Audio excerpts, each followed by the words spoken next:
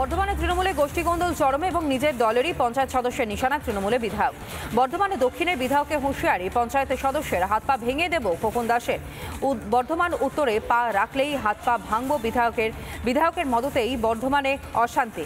গোষ্ঠী দ্বন্দ্বকে উস্কে দিচ্ছেন বিধায়ক খোকন দাসী। বিস্ফোরক অভিযোগ তৃণমূলের পঞ্চায়েত সদস্য শেখ নয়নের। আর এই নিয়ে যোগাযোগ করা হলো, প্রতিক্রিয়া মেলেনি তৃণমূলের বিধায়কের।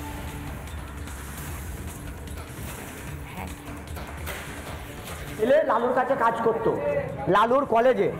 সেই কলেজে কাজ করার পর ওই ছেলেটার সাথে কোনো একটা লেনদেন হয়। একটা বাড়ি আছে আমিনপীরের, ওই বাড়িটা লালু কিনে, লালু ওই বাড়িটাতে ওকে এগ্রিমেন্ট মূল্যে বিক্রি করে। এই হচ্ছে ঘটনা। সেই ঘটনা থেকে এখন লালুর সাথে ওই ছেলেটির কী হয়েছে আমরা জানি না।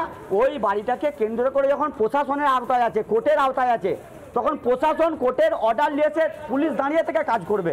আমার স্বামী মৃত, আমার ছেলের নাম শেখ মঈনুদ্দিন, আমার আরেক ছেলের নাম শেখ নিজামুদ্দিন। আমার ছেলেদের কোথায় আছে আমি খোঁজ পাচ্ছি।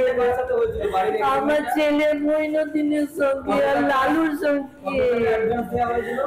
15 লক্ষ টাকা। যদি কোথাও অশান্তি দলের মধ্যে থেকে অশান্তি পাকানোর চেষ্টা করছে, বিশৃঙ্খলা বাঁধানোর চেষ্টা করছে, নিশ্চিতভাবে এবং নেতৃত্বের অসম্মান অবমান যারা করার চেষ্টা করছে, আপনাদের মধ্যে শুনলাম ব্যবস্থা হবে। এখানে তৃণমূলে কেউ ছাড় পাবে না, যত বড়ই নেতা হোক।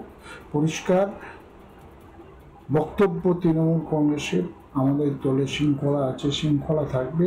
এখানে বিশৃঙ্খল বাঁধানোর চেষ্টা করলে কোনো নেতাকে ছাড়া হবে।